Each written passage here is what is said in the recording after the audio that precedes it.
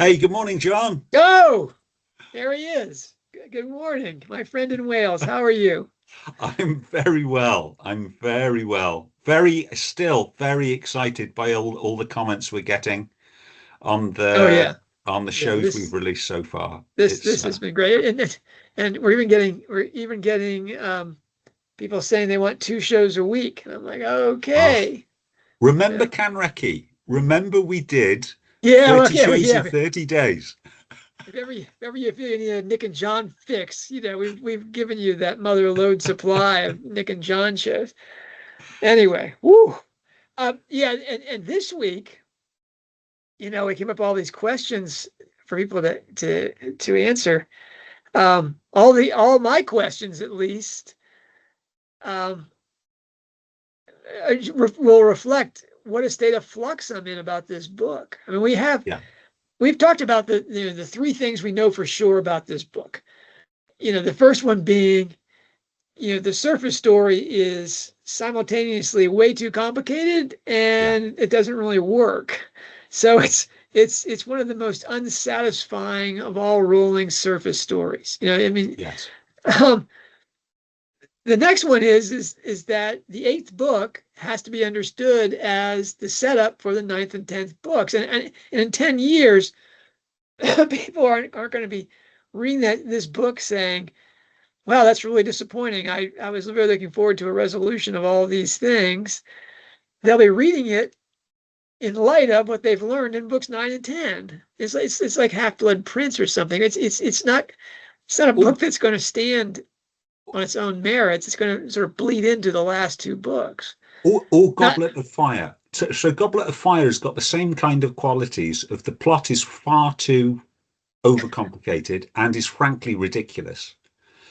But it acts as a bridge between the first half of the books, which is a schoolboy series, and the last half of the book, which is the adult dark caps lock Harry.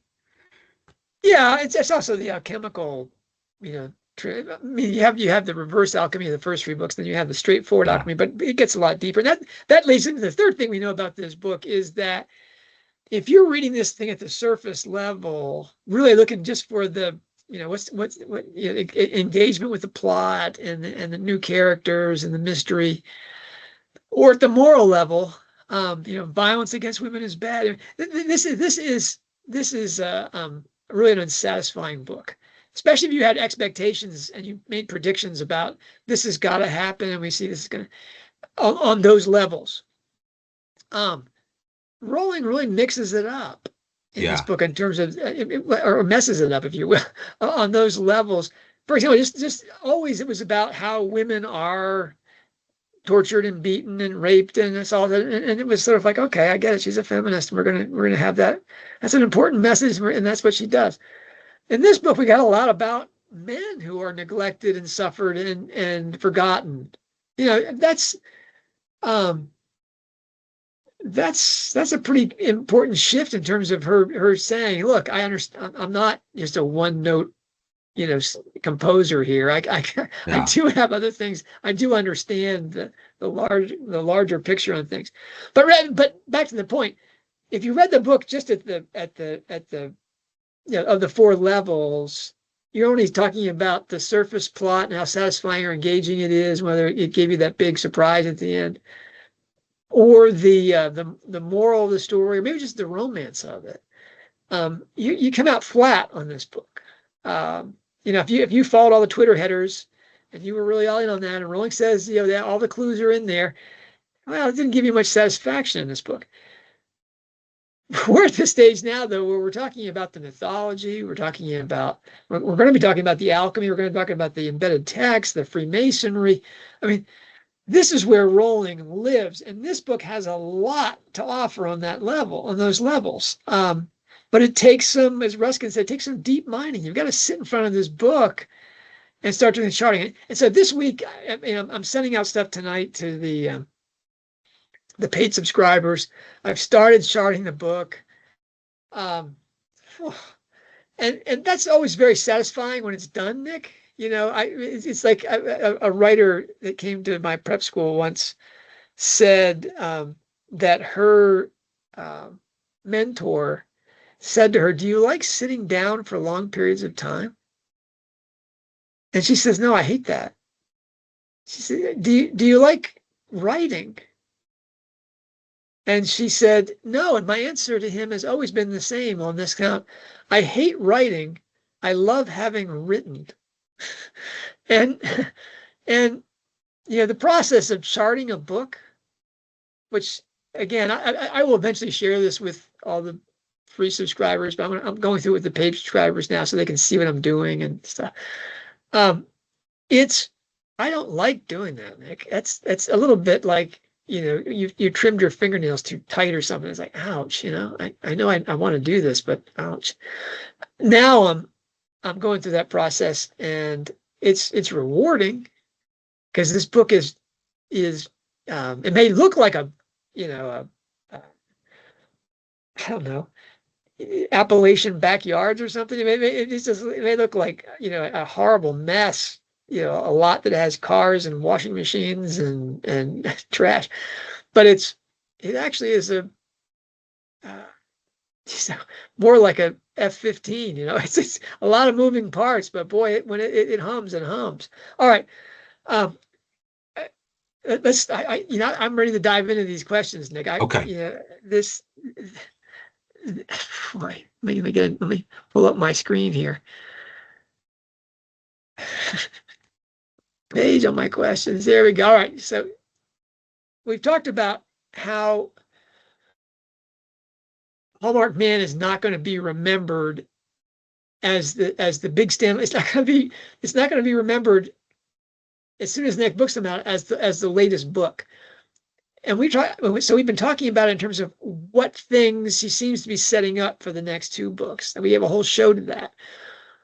But it's also going to be remembered, I think, because of the book that came just before it. We've got two novels in a row that turn on spiritual, not religious sects.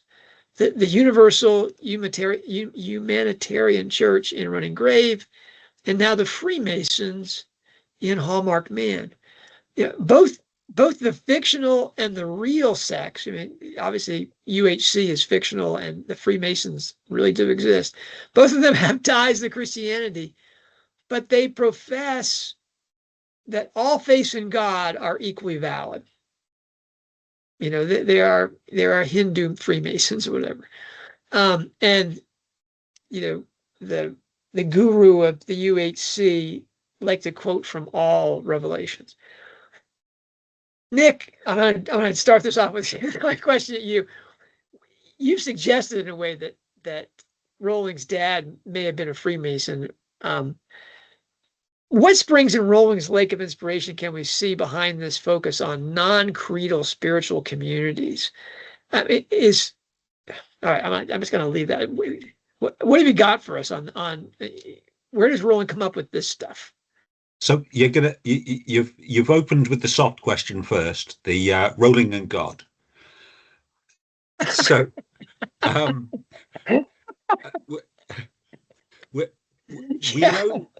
we know for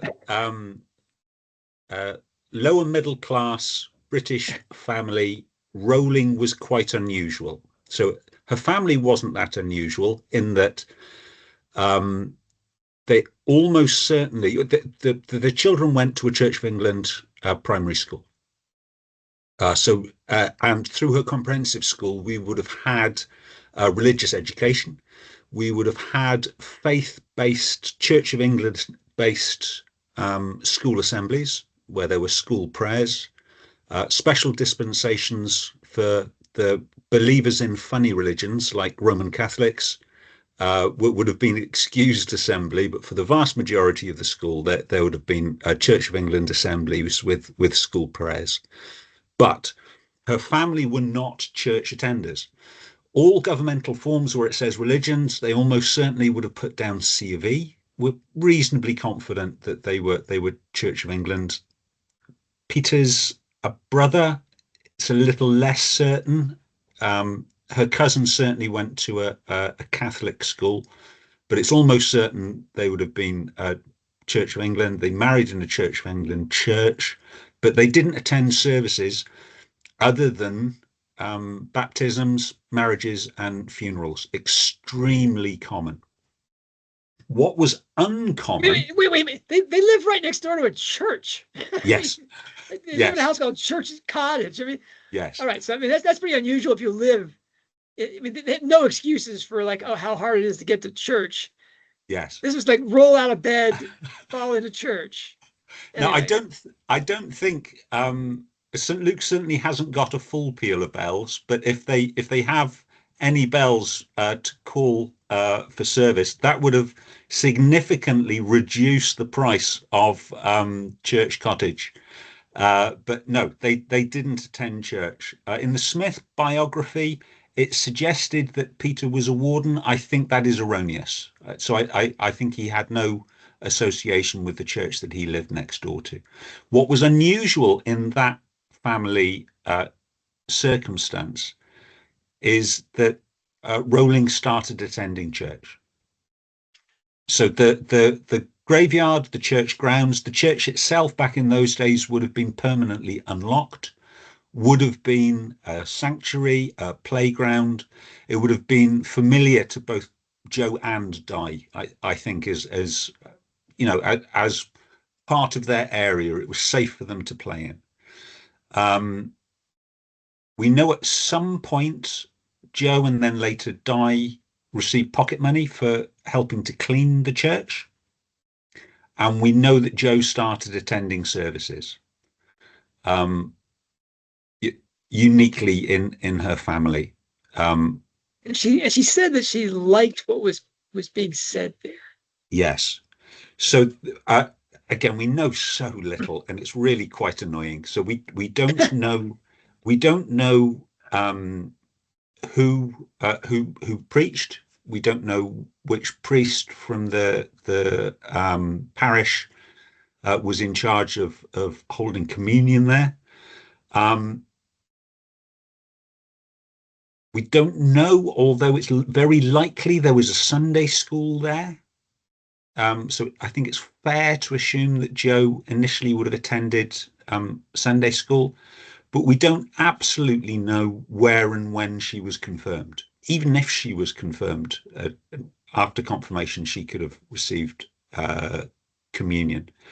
The services would have been from the Book of Common Prayer, but we don't know whether the preacher was what we would call an Anglo-Catholic, so a very traditional service using the same Elizabethan language that we find in Shakespeare, or whether he was one of the more modernist type preachers and used modern languages. We don't know whether there was chanting.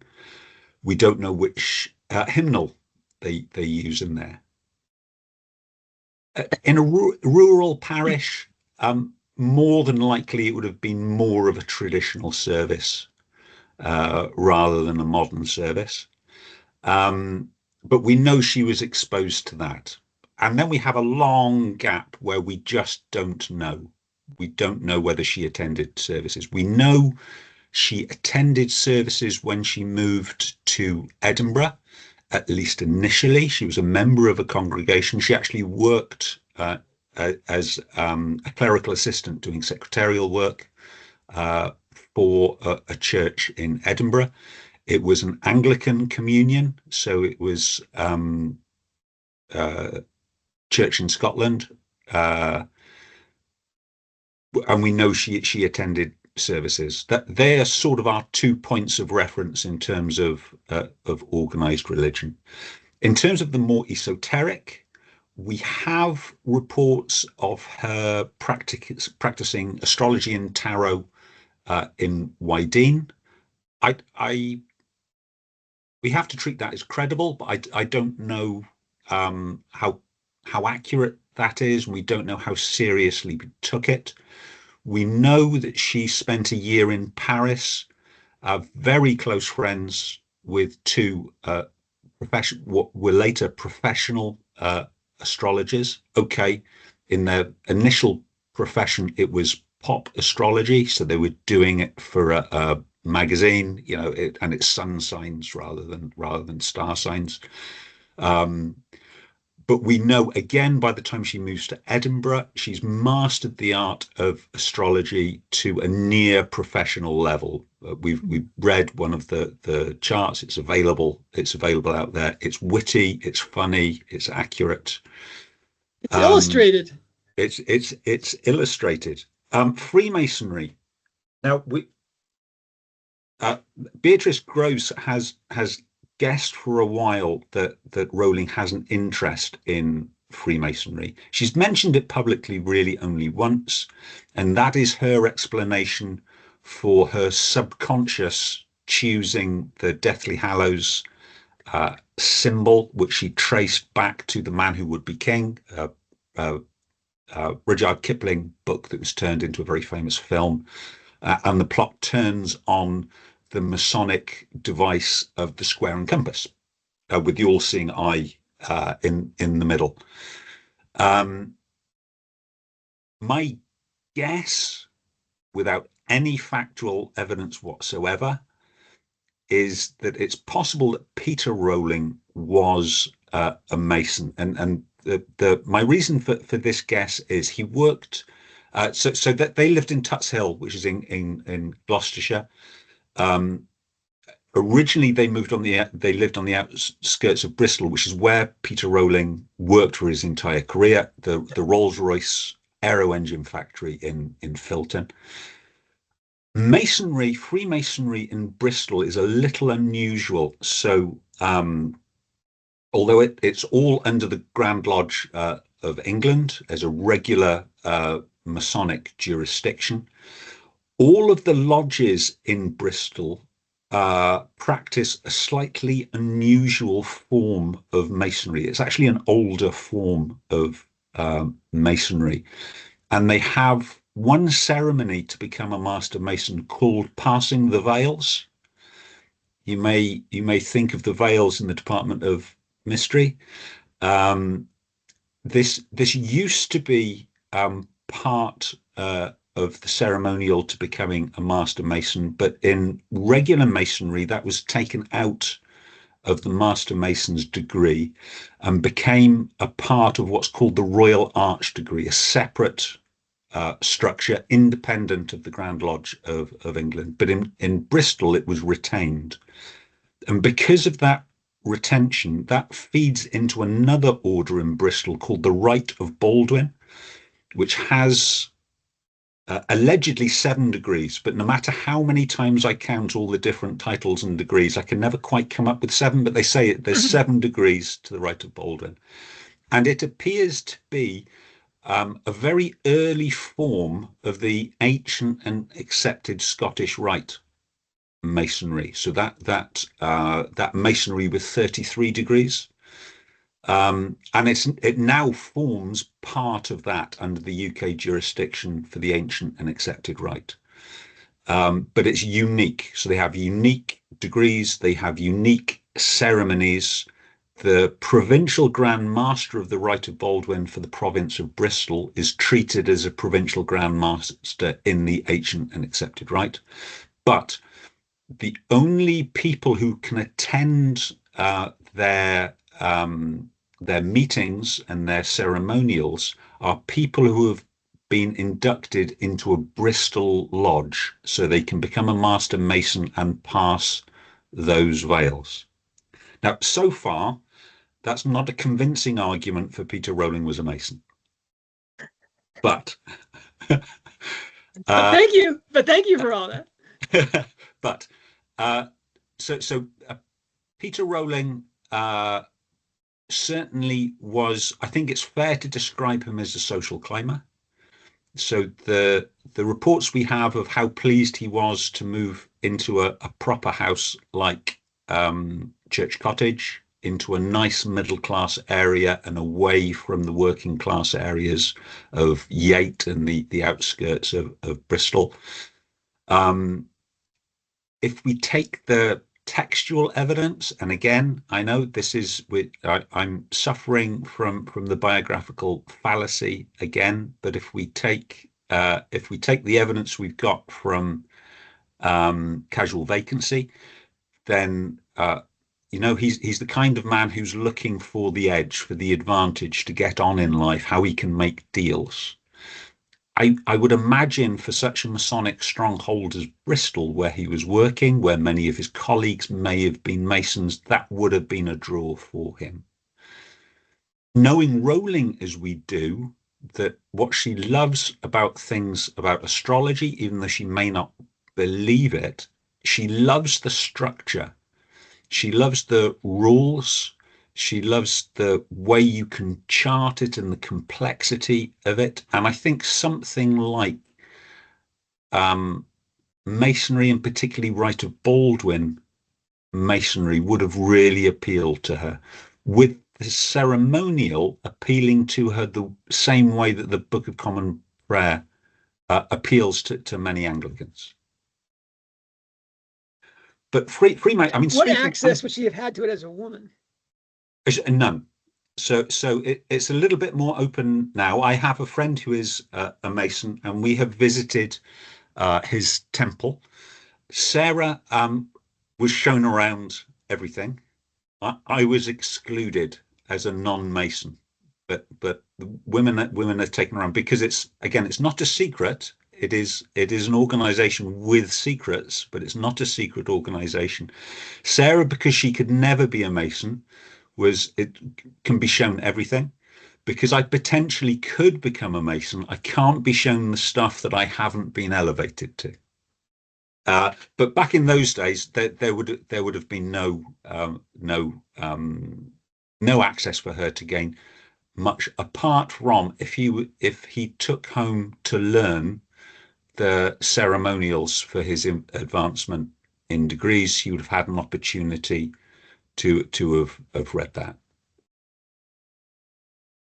Okay. So talking about Freemasonry, so I've heard a rumor that you've been on a shopping spree on Amazon. Before we get to my library here, my things here, I want to just talk for a second about you mean British humor here. Yeah, the soft question about rolling in God.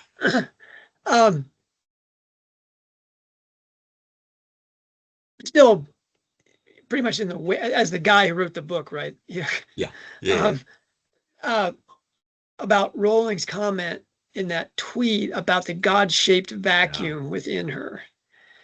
And how this is this is really the unresolved issue of her life, and she doesn't expect it to be resolved until she dies.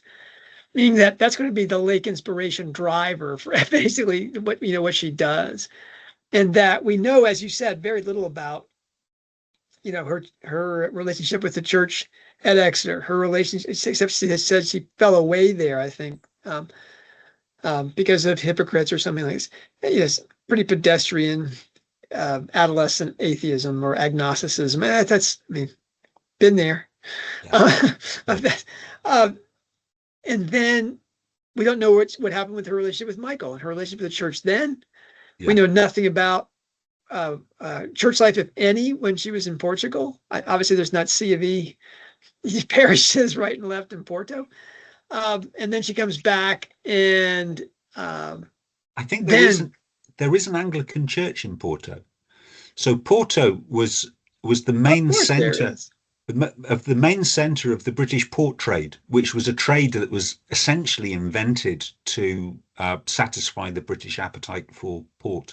Many of the port companies are actually British owned, and the family names are still British names out there, and they have an Anglican church in Porto. I love it. So that old joke about where there are four Anglicans, there's a fifth. Yeah. That may be that there's port involved too. All right, great. This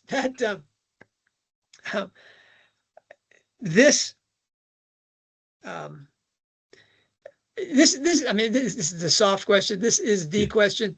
In this book, these two books, the UHC novel, where Robin in the really the nadir, if you will, of the book is put into a box and largely just mentally broken, psychologically shattered. She rises from that thing. She sees the child that she's been pursuing really the whole time that she's been inside the UHC's compound there, the farm. And then she knows Strike is nearby and she runs to him. Now that crisis, that climax really of her time at the farm right before her escape is, I think, the central point of those two books, because in Alchemy, and this actually has something to do with incest. We'll get there, Nick. Is in Alchemy the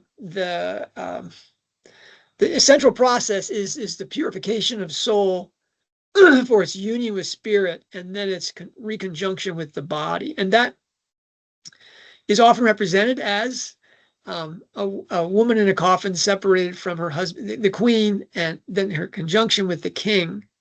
Wow. After she's been in the box, and their reunion there. You remember that Strike and Robin actually go to bed after that, scene. That's kind of the alchemical crisis of that book. And I think you can see the next book, the one we just finished, Hallmarked Man, with all of its Freemasonry images, and really it's the backdrop. It's really the stage on which all of this is laid out for us. It has these things like the decapitated head and the arms and such, and the three-barred cross, and we actually get to go walk through the temple 17. It's I think that's the crisis of the albedo, this purification of the spirit before its reunification with the body, and we're seeing that also with Rowling's promise via that tweet with the image of Cupid and Psyche, that we're going to see the reunion of them after her trip through hell. I mean, she's really doing the alchemy and the mythology in conjunction, so that this makes sense. And she's begging for patience. This is a large canvas that I'm painting on here, and I'm working some pretty difficult things. Please, pump the brakes on they're not in bed yet. When are we going to get when are we going to get the snogging scene? That's, I think we're seeing the agony of purification of soul and reintegration of soul and spirit. We're seeing that agony in these occult sects that are only loosely attached to, proper religion and traditional faith. That Rowling is not going to show us that. I mean, she's going to use mythology, she's going to use alchemy, and she's going to have it in these, spiritual, not religious sects. Because she can't show those things inside conventional churches. I mean, she could if she was George MacDonald. George MacDonald did that all the time. But but she's not that writer. She's not a person who knows people. In fact, I wonder. I speculated in our last show whether that dedication piece, where she said that her time with Sean and what's Sean's wife's name, Deidre. Nadine, is it? Oh. Yeah, I think that's right. That's right. Yeah. She said that they gave her back something that she thought she had lost forever. Yeah. And I speculated about what that could possibly mean, and I think I came up with the wrong answer as usual. It's great to have a track record of bullseyes, because people will forget all the misses, along the way. But I think maybe she was talking about the fact that these are faithful Catholics, and that she had some fellowship inside a conversation with Christians about what it really means. It's not about the politics. And gosh, is there any more political, mad church than the C of E? Well, the Orthodox Church. Okay, I can name one. The Catholic Church. All the churches. Anyway, there's always distractions Yeah. and the demons are always on the walls, ready to grab your distracted mind from this purification of soul for integration with spirit, and you lose track of that and how important fellowship is in that. She highlights that when talking about Freemasonry, where Robin says, "Why do men do this? What's that about?" And she calls it what, five-a-side soccer. Basically they're just in it so they can have somebody get outside of the house, talking with their wives about.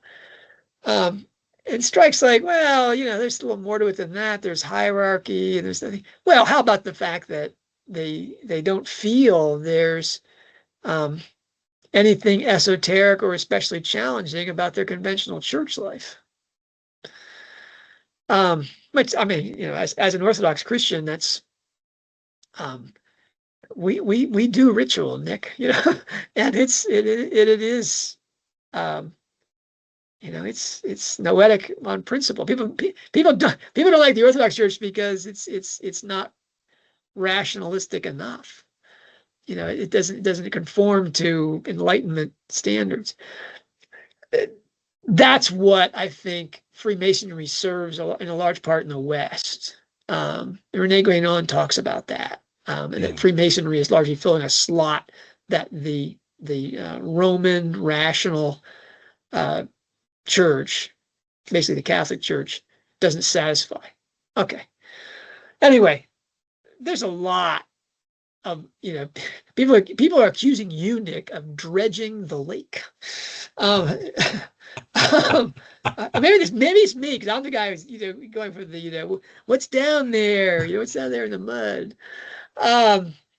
But until we have that critical biography, we're not going to really know all this. But it's something that you have to be aware of when looking at this, is that Rowling is spiritual, not religious. She doesn't like the rules and the dogma, which is basically the ascetic side of the church. She's not into that. And forgive me, I think it's largely about the sexual rules, which are not recent. That's not a Victorian thing. That's first century. People were saying, "Wow, these people are really prudish." That's about purification of soul, union with spirit. All right. Whew. So I really want to emphasize, Nick, that I haven't gotten any answers today. Sometimes I come in here, I'm just like, "Hey, let's talk mythology," and I got something. I've done that work, and I'm really ready to lay out the answers I've got. Right now, we're in week 5 or 6 since this book has been published, and now we're getting into the depth stuff. The alchemy. Why there's a lion and a griffin inside this book. That's got a big alchemical thing. Have I worked it out to my satisfaction? No, I haven't. Am I going to share it here? Yes. To my future embarrassment, I'll probably talk about that. But anyway, you mentioned my library. Let me talk about my. It's sat there, John. It's sat there. Let me talk about my library here. This is really. I don't smoke. I'm too small to drink. I can't really. I mean, maybe that's why I left the Anglican Church. Though if you become Orthodox after leaving Anglicans, even the Greeks and the Russians, they do it. They do the little drinking thing. Anyway, I buy books, and there's an unfortunate website called bookfinder.com, which allows me to buy books at a cost that doesn't bankrupt me. So the first of my 12 Freemasonry books. Wow. I don't know. Can you see the titles of these things as I hold them up? Yeah, I think so. Morals and Dogma of Freemasonry. Okay, this is the monster. This is the Albert Pike, your Confederate general in Arkansas. He writes up Morals and Dogma of the Ancient and Accepted Scottish Rite of Freemasonry, and it's basically the 33 ceremonials and everything you have to. If you're a Mason, this is really just your starting text to get yourself to be the Grand Master 33rd level, whatever. You've got to go through all of these stages. And Rowling quotes from this. I think this is the largest text for epigraphs. It's not the only Albert Pike text that she quotes from. She also quotes from The Liturgy of the Ancient and Accepted Scottish Rite by Albert Pike. Okay. Yeah. This is actually 3 books. And it's it's got the symbols and ceremonials and special things. If you're a Mason, this is also an essential thing. But I think it's Hardacre that says he doesn't really like those books. He likes Bridge to Light. There we are. Now, this book, profusely illustrated with color, it has you step through all of the degrees with the rubrics and the accessories, if you will, that are used in each of the ceremonials. This book is much more expensive than these books. Even though I think it's given to people that become Masons so that they can work their way through it, it's not one that people sell that often. It also has the Legend of Hiram in it, which we'll come back to, because that's kind of the core text of all this. Anyway, so that's the first thing is the books that Rowling mentions. I'll put this. Here's the sound. Boom! Shakes the whole floor. All right. Then the next set of books that I got were history books. The first one is the Templars, because the Freemasons claim their descent from a sect of Christian knights, usually considered the Crusaders. And the whole right about Solomon's Temple and Hiram Abiff's death and stuff like that, that comes from their connection with the Templars. I confess, and I'm going to look at this, especially to see how much I can find about Hiram Abiff and the Temple, but I'm much more interested in these 2 books. One is John Dickey's The Craft, which people, this is published by a major house, and the subtitle is How the Freemasons Made the Modern World. And in it, I think, Nick, you will be as astonished as I was about, in the United States, George Washington largely founds the United States on Masonic principles as a Masonic fraternity. And this is true of American presidents through at least FDR and Truman. Truman has his painting done wearing the apron and the regalia, whatever. I mean, he was really into it. And in the UK, the royalty and the aristocracy was, forehead deep in Masonry, and throughout the world, they take Masonry globally. Really, it's a UK phenomenon from the early 18th century. With exceptions, as you explained in Bristol, it's pretty much uniform rite, and it travels globally. Eventually, they bring in Hindus. In the United States, they have black Mason things, and even in the South. I mean, it's an amazing world within a world that escapes, because it's not a secret sect, but it's a sect with secrets. They largely the fraternity prides itself on its separateness. And there's another book too, which is called this David Hackett's book from, I think, University of California Press. Yeah. The Religion in Which All Men Agree, Freemasonry in American Culture, which goes into a greater depth about how Freemasonry informs a large part of the American worldview. And I have another book that I don't have right at hand here that is about the occult in the United States, and it largely turns on the fact that the leaders of industry, politics, media, the courts, whatever, the Congress, all of it is in the fellowship of Freemasons. This is not even getting into the Mormons, who have taken a large part of their ceremonials, to include the veils and stuff like that, directly from Freemasonry. Then we get into some goofy stuff, which is fascinating. and this is kind of like the what the von Daniken idea about chariots to God type thing, and this is. And this is the leaders of that are writers Christopher Knight and Robert Lomas, and they've written several books, all talking about Hiram. One is called The Book of Hiram, and the subtitle there is Freemasonry, Venus, and the Secret Key to the Life of Jesus. Okay, now the Venus here is not the mythological god, but the planet Venus, and it's how those Neolithic circles and stuff like that in the United Kingdom were largely set up, believe it or not, to track Venus because it is the most accurate planet in terms of keeping time, which I didn't know until this morning. And it's also the concern about the pyramids. This one's called The Hiram Key, Pharaohs, Freemasons, and the Discovery of the Secret Scrolls of Jesus.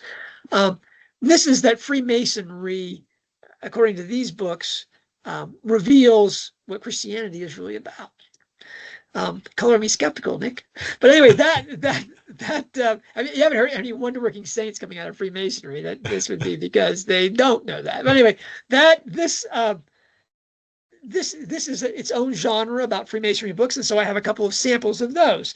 Then we get into what I think are the more interesting things.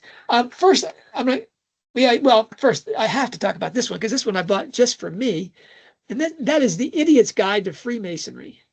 Wow! And it's written by a 33rd degree Mason, Brent Morris, PhD, and the subtitle there is A Myth-Busting Introduction to the History and Practice of Freemasonry. And that's going to be great. I did find one fact in there I'll be coming back to from this book about Calvin. Okay. Yeah, Calvin, his name comes up in this thing. Then there's this book, which I'm not sure why I bought it, except it's profusely illustrated. And it has wonderful pictures throughout the entire thing and the Masons draw great pictures. It does have an interesting chapter here about the Hiramic legend, which I'll be talking about. Maybe we'll get to today. Those are fun. We'll come back to that. A lot of Hiram things here, and then there's the books that were written by figures that are giants in the world of the occult and in comparative religion. The first and most important is René Guénon, the seminal perennialist writer. One of his first books, which wasn't translated until the 1960s, was about Freemasonry. And it's not the explosive type of work that he did on theosophy, where he basically showed that was nothing but a farce and really a desecration of Asian religions. Freemasonry, he writes something close to an apologetic for it within Catholicism, that where Catholicism had really tried to cut out its esoteric heart, Freemasonry was in his mind, to some degree, not 33rd degree, but to some degree, it's a providential esoteric rebirth on that. Guénon, unlike Schuon and Coomaraswamy, was largely unfamiliar with Eastern Orthodox Christianity, so it's an interesting thing. And I'm going to send the paid subscribers a PDF copy of Guénon's book. That's interesting. But then there's Manly Hall, which those people who follow the occult in the United States will recognize that name. A giant in the sort of theosophical Enlightenment type world. And he wrote a book called The Lost Keys of Freemasonry. It's a bit like the Bridge to Light. It's pretty much a poor man's guide to the 33 degrees and the ceremonials. But it starts off, just what I like here is that it has, there's no way this shows up here. It shows Hiram being raised from the dead by Solomon and his lion's paw, wearing a lion's mask. And I think, again, you're getting, that kind of the bizarre named child, the lion. We're going to come back to the incestuous relationship, which gets us a lion, which exposes the griffin. That's actually all alchemical symbolism and language, in which it seems, frankly, stupid when you read it as a story. But then you see what Rowling, the tools that she's playing with and the symbols that she's trying to share there, then it makes sense. All right. If you're after artistry and meaning in Rowling's work, and that would be us. I mean, did you see that tweet where it says, "Are we stupid to be following these Twitter headings?" And they had a little picture of a woman saying, "That's me." I want to do one of those for the artistry and meaning thing. I think Rowling would probably say, "No. You're not smart to do the artistry and meaning thing. Ignore John. Ignore John in the corner." All right, and the last book, also by a giant. Because it's by Arthur Edward Waite. Do you recognize that name, Nick? Arthur Edward Waite? The surname rings a bell. He's the guy that comes up with the standard tarot card deck. There's no way that Rowling doesn't know this guy. And you asked, have I come up with anything from all these books? Yeah, I've got enough detritus floating around in my head from Freemason symbols that I'm going to come off as a gibbering idiot if I try to start talking about it. But I did find one thing that I thought was really funny. Okay. And that is that inside, this is alphabetical. It's an encyclopedia, but it's a rambling. It's more like a junkyard, that has rough categories. Chevys over here, and it's just not. It's not. It's not the. It's not the library at Oxford. This is not organized. So it's more Barnaby's. That's right. Well, sure enough. I'm just flipping through this book because it's 400 or 500 pages, and it's all done in bizarro, florid Victorian prose of the esoteric school, and that's definitely an acquired taste. And Nick, I've been reading that off and on for 40 years, and I've never acquired the taste for it. But anyway, that's what it is. And then I came across this passage. Alphabetically, Saint Martin, and then if you go back farther, you'll find that there's a specific type of Masonry called. I'm trying to find it. Oh well, basically there's a Martin rite within Masonry. That's like as Masonry is to the world, so the Martin rite within Masonry is to Freemasonry. I mean, this is the really secret stuff. And I don't know about you, but I thought, oh, Martin, who is talk about the thumb on the hand. The Ellacotts are the pure white bread family. And there's Martin. They're homespun. He's a sheep doctor with 47 letters after his name, and puts out magazines about sheep. And the mother is super mom. You don't know what it's like to be worried about your daughter. And all the children, they're breeding like sheep. They're just having more and more children, and it's a big one loving clan. Let's go out and drinking on Christmas. And we have Martin, who is insane. And if Martin weren't insane, he decides to marry a woman whose name, if you follow anything to do with opera, would make you run for the hills. Oh yeah. You know, Carmen as an opera is about, I don't know, she's certainly not a prostitute with a heart of gold. She's a mad harlot out to destroy. She's a force of nature, like a tornado. Yes. Femme Fatale is probably cutting it a little bit too kindly. Yeah. Yeah. Seriously, I was reading this morning about just a Wikipedia review of the plot, and like, am I remembering this right? Yeah, she's crazy. And the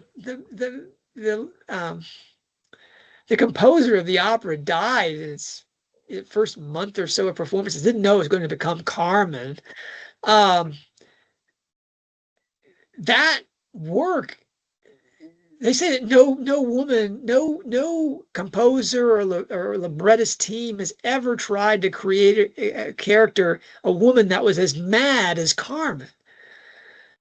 And I just mean song in Latin. So I mean, it's like, well, you know, how bad can that be? Well, it's pretty bad if you get the associations from literature, and that's clearly what Rowan wants us to do. Well, Martin decides to marry her. You know, they're like, okay, could that be more volatile? I mean, for those who don't know this, Carmen entrances a man and takes him down. He's a guard. He's going to marry the woman that his mom wants him to marry and everything. And then Carmen sings him a song and he's entranced. Then he winds up being thrown in jail. And then he fights with a guard thing and he winds up having to live with the robbers. But all this time now, he's just madly in love with Carmen.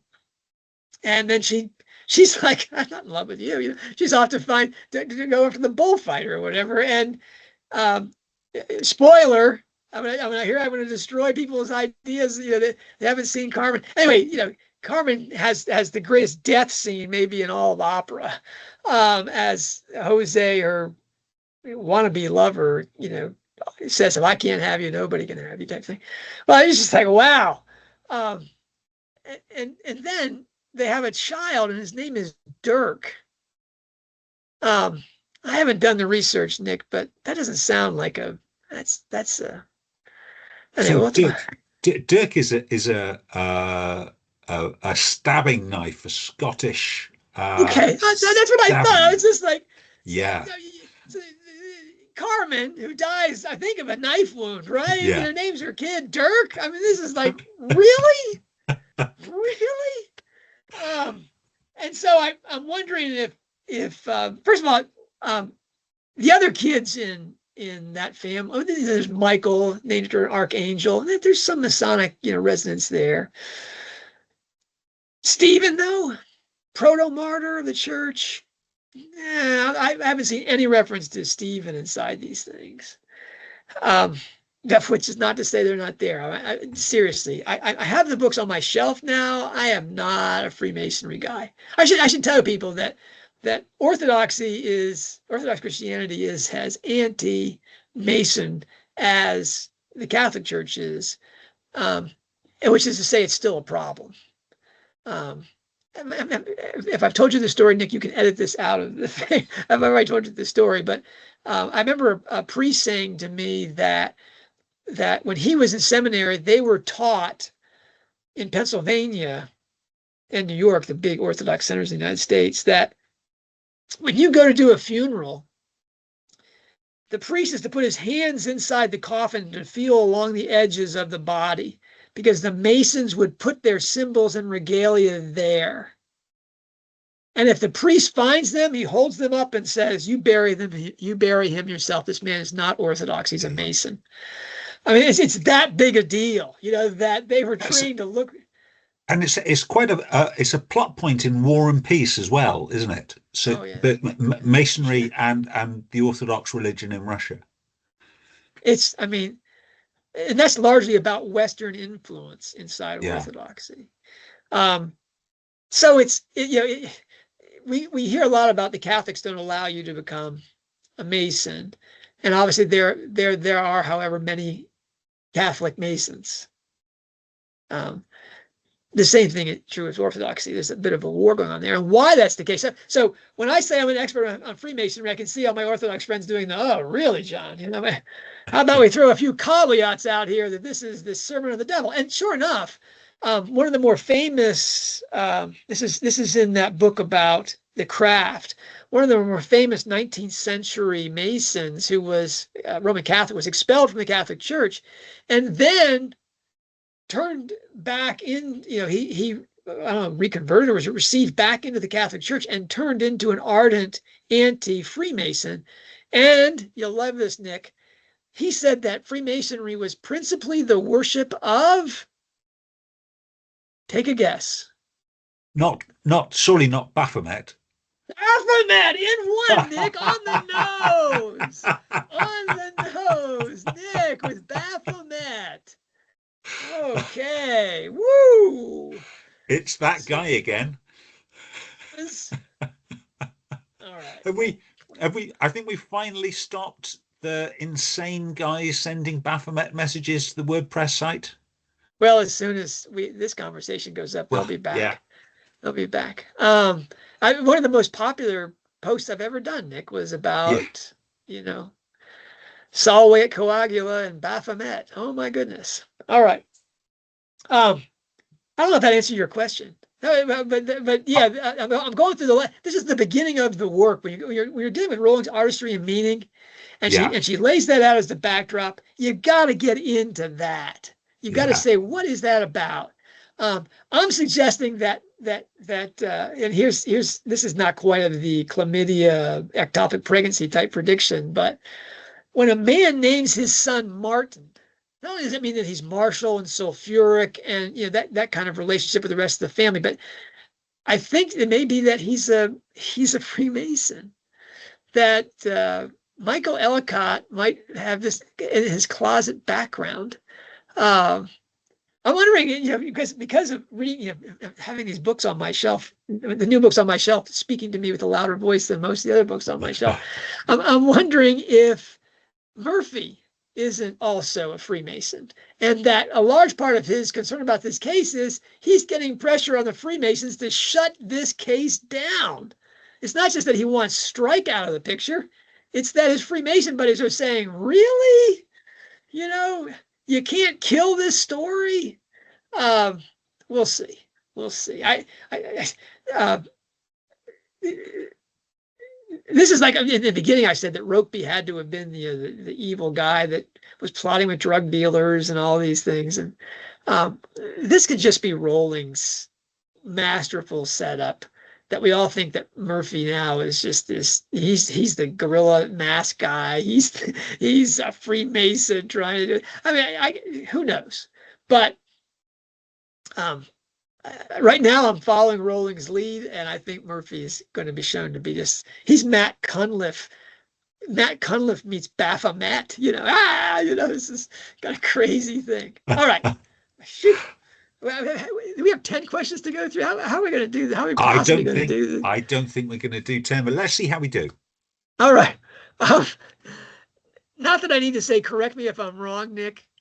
You don't need any prompts. But it seemed to me that there were a lot of Welsh or border country names in Strike 8, especially in the Iron Bridge crowd. And Oklahoma is probably the most Welsh state. West Virginia and Oklahoma are the most Welsh state among the colonies. So maybe I'm just projecting here, but tell me, as an Englishman living in Wales, England, West England, border country, were you struck by this too? I really was. So Iron Bridge in particular, those local to Iron Bridge all seem to have Welsh surnames. So we've got the Griffiths, of course. Griffiths is a Welsh surname. The Powells.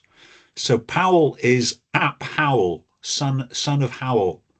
So Powell is a very common Welsh surname. We've got Powell's so-called friend, Wyn Jones. Wyn is a very common Welsh first name. Jones is although it's an English surname, it's the most common Welsh surname. I'm just thinking back through my school rosters when they used to call your name out in class. there must have been half a dozen different Joneses in each class.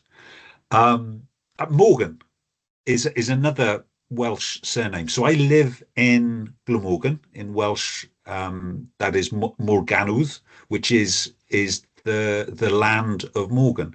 So people, even if they weren't from the Morgan family, if they came from Glamorgan and moved to a different area, very commonly they would pick up the surname Morgan. So yeah, they all seem to be Welsh surnames, which is curious because just very quick internet searches to people who live in Ironbridge or the Ironbridge Gorge, is the Welsh surnames don't seem to be as common as that. There are Welsh surnames there. In the Industrial Revolution, it was an iron and coal mining country, so there would have been some amount of Welsh emigration to there, but it still seems to be overrepresented. And I'm wondering if that is just a reflection of Rowling's own upbringing on the Welsh marches. Now, Rowling was a lot closer to Wales than Ironbridge is. When Rowling crossed her own Ironbridge into Chepstow, which was only a 15-minute walk from her house, she was in Wales. So there would have been a much higher concentration of Welsh surnames in her local area, and I'm wondering if that is just her her homage to the community that she grew up in. There's lots of similarities, Yeah. It's a small town, with much bigger, fairly close neighbours. There's a river running through it. The community itself, because it's in a gorge, runs along a long ribbon, as Tuts Hill does. That there's a lot of similarities there. We haven't talked about similarities. Is that there's a house in Ironbridge that has a trap door in it that goes down into a scary spot. Yes. We know of another house that has a trap door in it. So the one in Ironbridge was dug by Ian Griffiths. The one in Church Cottage has always been there from the founding of the church and the cottage. So looking at the house and the church, St. Luke's, right next door to it, it sort of seems like it might be a small vicarage or priest's house. It wasn't. It was actually the original Church of England primary school to serve that community. The modern primary school actually is across the road. One of the great British institutions that was eradicated by that awful Conservative Tory Margaret Thatcher was children were issued milk up until my time. So it was in the 80s that they stopped that milk distribution to school children. But even back to Victorian times, when this school was built, it was built with this very small cellar with a trapdoor over it. This was the cool room where the milk was stored for the school children. And Rowling grew up with that in her house. Yeah. And being the imaginative child she was, I doubt she was thinking of milk for school children. No.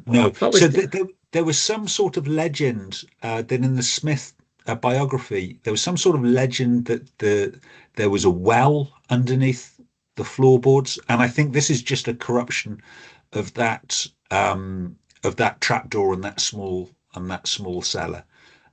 So when Rowling purchased the property and she got planning permission to improve it and sort out, there was a lot of wet rot actually in the floorboards of the place. They released plans for what they were doing. So we know with some certainty there isn't a well under there, but it was probably the stories the kids told about this trapdoor.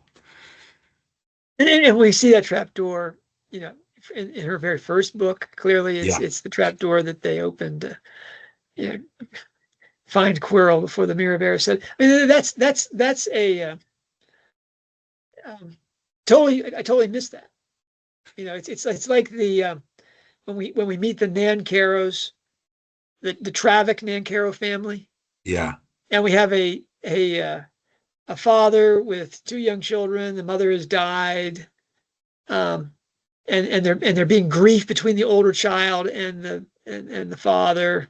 It's like, wow, it's Tuts Hill again. There's reflections, yeah. And you don't need to know this stuff to enjoy Rowling's work. Yeah. But when you see it bubbling up again and again, like, oh, okay, this is fascinating stuff. Anyway, yeah, the Welsh thing. I mean, I was astonished to find that there were like Oxford colleges that were open to everyone unless they were Welsh. I don't know what that's about. Is that an English thing, really? That the Welsh? Why wouldn't the Welsh be allowed in an Oxford college? There's a lot of very early, sort of late medieval to late medieval laws and bylaws which were anti-Welsh, but there's now it's taken, certainly here in Wales, as being a racist sort of sentiment. I think it was a little bit more nuanced than that. So Welsh in Anglo-Saxon just meant foreigner, so someone who's not from here, or somebody who doesn't speak the language. So many towns and cities along the borders had regulations that any Welshman found in the town after sundown, you were allowed to shoot with a bow and arrow. And it wasn't counted as murder. But it wasn't so much because they didn't like Welsh people. It's because they didn't want foreigners or people who couldn't speak their tongue being within their communities when everyone was going to bed. And it's further complicated because a lot of what we now consider to be Wales wasn't considered Wales. And that was true until quite recently, actually. So my own hometown, Llantwit Major, or in Welsh, Llanwrtyd Fawr, was considered part of England up until relatively modern times, and until sort of the 1800s, 1700s, 1800s. This was part of England. I'm so relieved to hear you say that, because I'm waiting. If you talk to B. Groves about modern times, he's talking about Chaucer. Yeah. So certainly in Chaucer's period, in Elizabethan period, what we consider early modern, this would have been part of England. And even folk traditions, so even up until the Second World War, there was a Christmas tradition in Llantwit Major that's common to the West Country, called the Mummers, where kids would perform a play. And we have the text of the play, so somebody wrote it down before that all of that folklore was lost. And it's in English, and it concerns Robin Hood, very traditional English folktale. And when Robin comes back to Llantwit, he says from the Middle East, he comes back to Llantwit and he says how pleased he is to find himself back in England. And this was not considered unusual. That really changed with the onset of Welsh nationalism. And Welsh nationalism was considered to start in the 1900s, but really had probably 100 or 200 years prior to that. But the identification of what was Wales and what was England was largely on language. And this was, by that time, this was, by Elizabethan times, this was an English-speaking community. So we were, prior to the Reformation, we were ruled by the Abbey of Tewkesbury, which was an English institution. We were a Grange of that institution. Just next door was a little bit different. In Boverton, that was still a feudal institution under the Duke of Cornwall. That was very Welsh. But Llantwit Major would have been considered England because we spoke English. I'm sorry if this seems like inside baseball to people who are watching this, but you have to remember that Nick is on one side of a border, and Roland grew up on the other side of the border, and it kind of a mirrored community. these are things of which Rowling is well aware. Yes. I mean, as you said, the Iron Bridge in her town takes you to Wales. I mean, Yes. it's that close. And it's, And if you've ever been to the Welsh town of Chepstow, a more English town you could not imagine.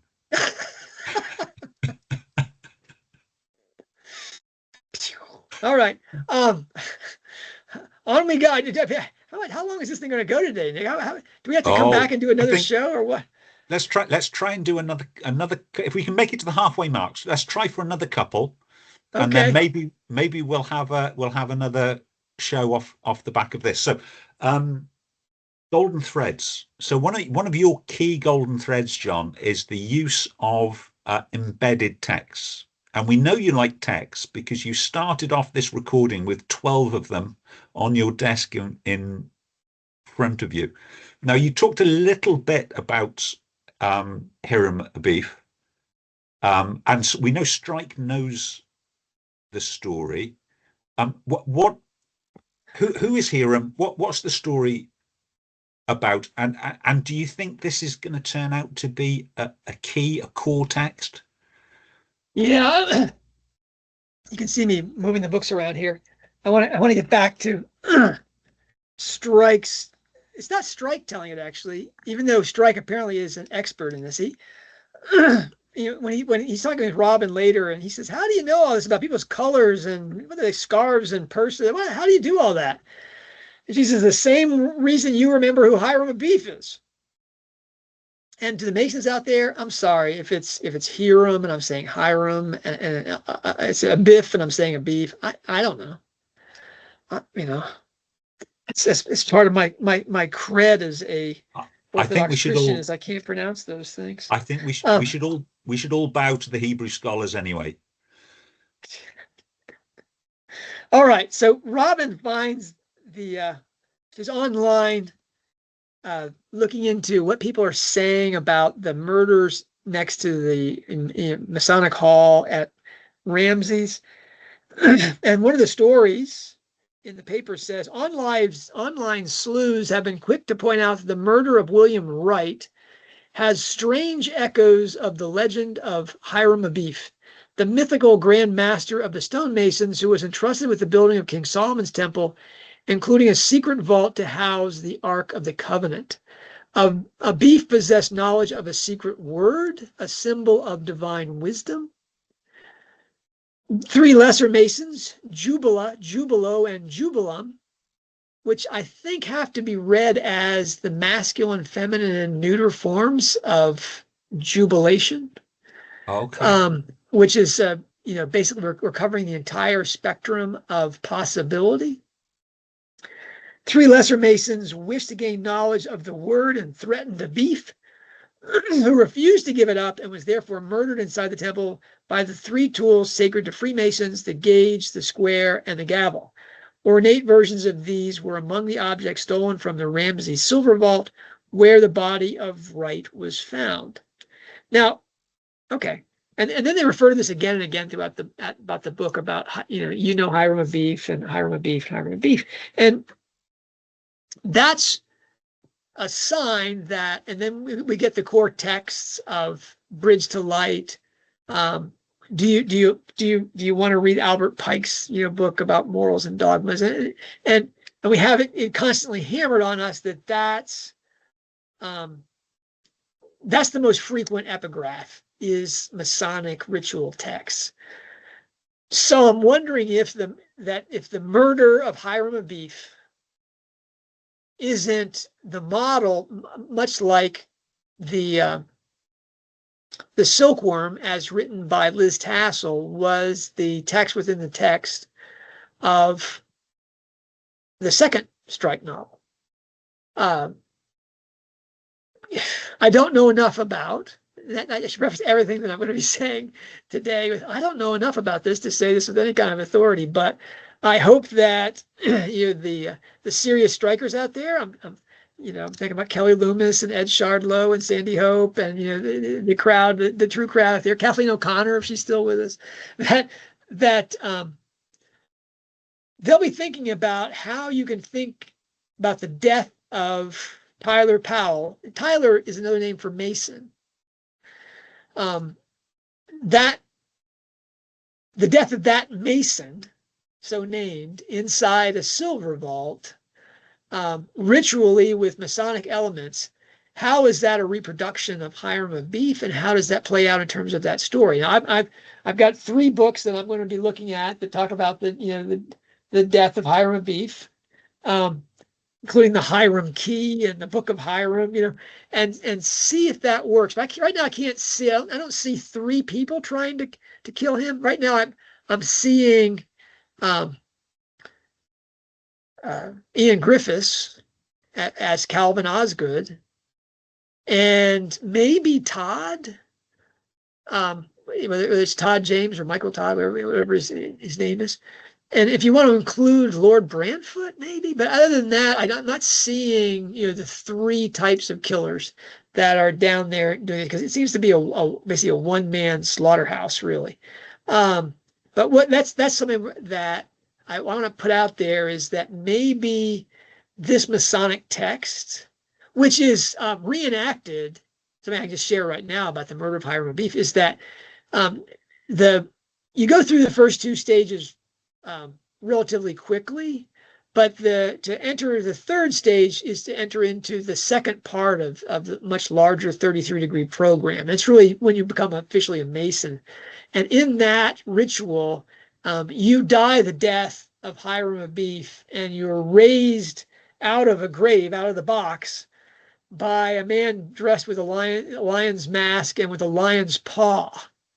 And in that, I think we're supposed to see the lion's victory over the Griffith, which is part of the alchemical purification process. Hence, the Griffith being the murderer and the lion being the incestuous relationship, because that relationship of the king and the queen inside that box is considered to be like a brother and a sister in an incestuous union in terms of alchemical language. Again, Rowling is playing with all of these tropes from metallurgical alchemy's symbolism and weaving it into a story. And I think she's using that ritual from Hiram Abiff as what was happening. And he does, Tyler Powell obviously is raised from the vault. He's still dead, but I think he haunts this book, and he wants basically Sapphire to be raised from the vault alive at the finish. And Strike makes that sacrificial plunge into that Tuts Hill secret trap door. I hope this. I hope if anybody's following this other than you, Nick, if anyone's able to keep up with this, I think this is why I want to reemphasize the points that we talked about. We know that in 20 years people are going to be saying. One, it's a junkyard in terms of the surface story and the moral meaning. It's a fail in terms of the mystery. Second, the book's only really important because it sets up the last 2 books. And I hope today that's the bridge, and that it also completes the albedo, the sex part of this book, the spiritual transformation thing. And last and most important is that this book is, of all the things that Rowling has written, I think really lays out that you really have to know the Lake Springs, just get a grip on her inspiration. But boy, you've got to have those shed tools sharp. You really have to be aware of what they are, where to look for them, like just the mythology thing. I mean, we went into it because Rowling's tweet, but I've been talking about that for 4 or 5 years now. And the rest of Strike fandom was like, mythology, yeah, John, John being patted on the head, John's fetish. I mean, that if you don't have those tools sharp, you're going to miss a large part of the artistry and meaning, the alchemy, the mythology, the embedded texts. These are things that Rowling really does. Not to mention the narrative misdirection and all those things. This is the most 4th generation demanding text that Rowling has written to date. And I expect that's what they're going to be for the future. And we have people saying they're not going to read the last 2 books. They're so disappointed in this thing. Well, that's a confession that they don't understand the way she writes. John, thank you very much for explaining about the legend of Hiram Abiff. It's reminded me of a theory that's been current, I think, for quite a while, that Jack the Ripper, the Victorian London murderer, was a Mason. and he had a Baphomet tattoo. I mean, what? Well, in one of the murders, or the scene of the crime, scrawled on the wall were the words, "The Jews are the men who won't be blamed for nothing." Except Jews wasn't spelt Jew, it was spelt Ju. And when the police inspector arrived, he covered up the writing. The theory being the Jus were the 3 murderers of Hiram Abiff, and Jack the Ripper was a Mason, and the police inspector was a Mason and covered it up as part of that just occurred to me when you read out the name of the 3 murderers. I want to say that in my very brief, look through for things about this story, I've never seen those 3 names except in Hallmarked Man. So we got to find out where Rowling is getting her stuff. Yeah. It might be. I mean, I've looked at the Bridge to Light has a couple of pages on this, and there's no mention of the names of the 3 things. And Hiram isn't just the name of the architect, if you will, of the temple. It's also the name of the king of Tyre, which is, I think it was in opposition to Solomon. And so Solomon is there, Hiram of Tyre is there, and Hiram the builder is there. So you have this twinning of Hiram, just as we have a twinning of Calvin Osgood. And that's, I don't know if we have time for that, Nick, but the Calvin Osgood name is a giant thing. Just real quickly, just the book I told you, the Idiot's Guide. He's flipping through it, and sure enough, Calvin, who is really the much really more than Luther, Calvin is the genius, if you will, the religious genius of the Protestant Reformation. And almost all the sects show influence of Calvin's work, particularly in Scotland, I think. So, I mean, that's a really strong name. Well, Calvin, he's the one who talks about the architect of the universe, and that, I mean, all I have to do is find the Idiot's Guide. Where is it? Come on, Nick, where's my Idiot's Guide? There it is. The Idiot's Guide to Freemasonry. The great architect of the universe is a title for God as creator. Its first Masonic use was in Reverend James Anderson's 723. So Anderson, a Presbyterian minister, no doubt picked it up from John Calvin's Institutes of Christian Religion. Calvin, whose teachings form the basis of theology for Presbyterian and Reformed churches, refers to God as the architect of the universe and refers to his works as the architecture of the universe. Masons sometimes abbreviate the phrase GAOTU, which we meet inside Hallmarked Man. So Calvin Osgood has a bunch of meanings. Really, just very quickly, Oz is another name for God, and good is either interpreted just as good, the goodness of God. It's also like the German God, Goth, that is Osgoth rather than Osgood. Now that's a weird name because you have, Calvin Good God is a hyper religious name, and it's if you look up Osgood, you find out that not only is it tied to Venus, let me see if I can find this real quickly. I'll put this in the notes below. Astrologically, the name Osgood is linked to the planet Venus, Wow. Venus is the planet of love, beauty, and creativity. So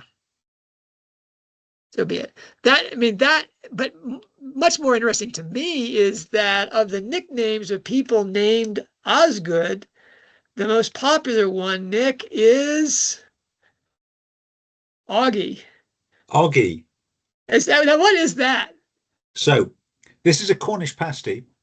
I have a sister in Cornwall. I have a sister in Cornwall who sends me care packages, just like the present for strike from Cornwall, which consists largely of Cornish pasties, which are meat and vegetable pies, speciality of Cornwall.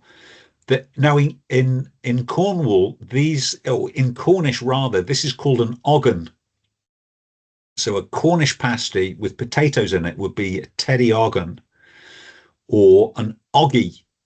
And the sporting chant, particularly in rugby for the Cornish, would be oggy, oggy, oggy. And the response is oi, oi, oi. So oggy is a very common nickname for a Cornishman, particularly in the armed forces. Okay. So we see Graham Hardacre calls him Augie consistently. Yes.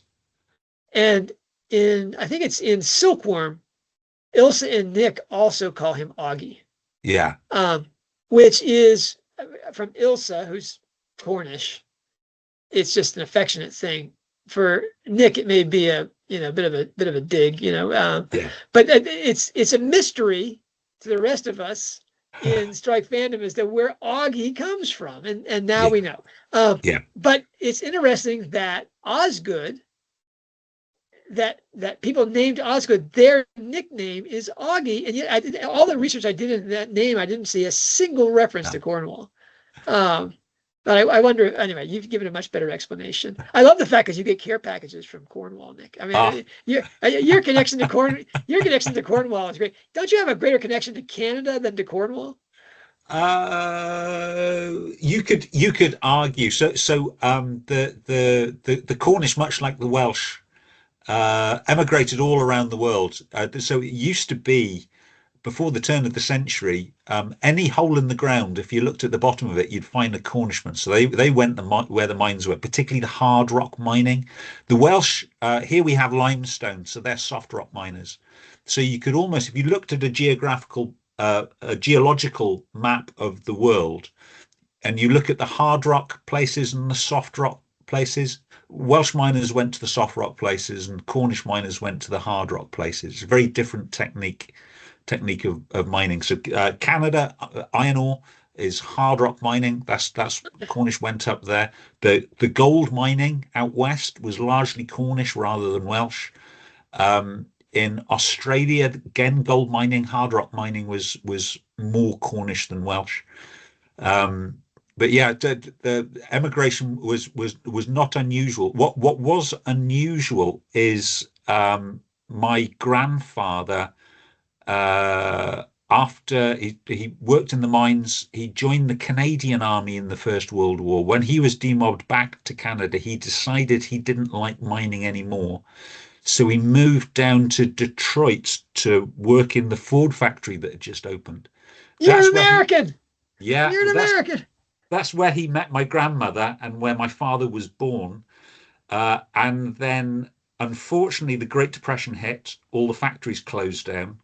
But fortunately, at the same time, the Lord of the Manor, where my great grandfather was farming, had death dues, had to sell the farm that my great grandfather was leasing.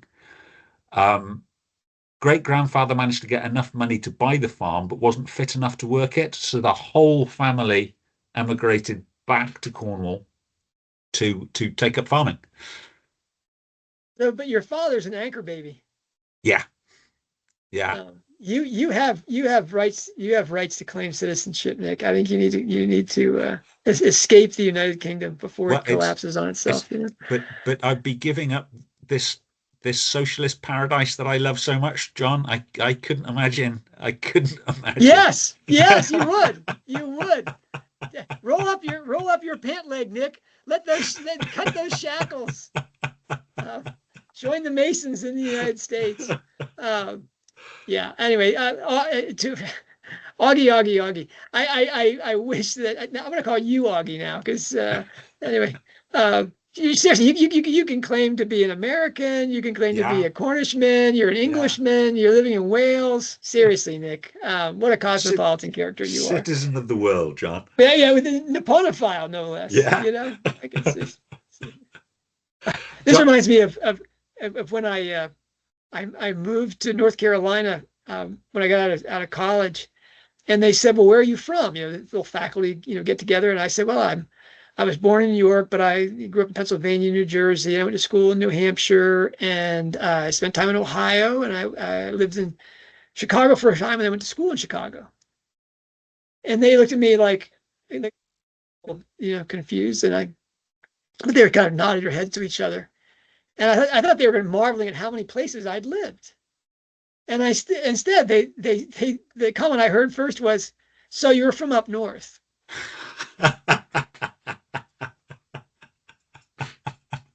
And I imagine in Japan, when you describe your family's odysseys back and forth, they're like, "Yes, gaijin." Yeah. John, this has been a joy as ever. We got halfway through our list. Halfway through our list, so I think we've got a part 2 episode coming up. Wow. So less time for me to chart and okay. Anyway, we'll schedule that and yes. We'll see you all. I thank you all for your comments. To the paid subscribers, you're getting something in your box tonight. We got it last night. I forget how soon Nick will get this out. Yeah. Thank you for keeping the lights on. Thank you, everyone. Thank you, John. Bye now.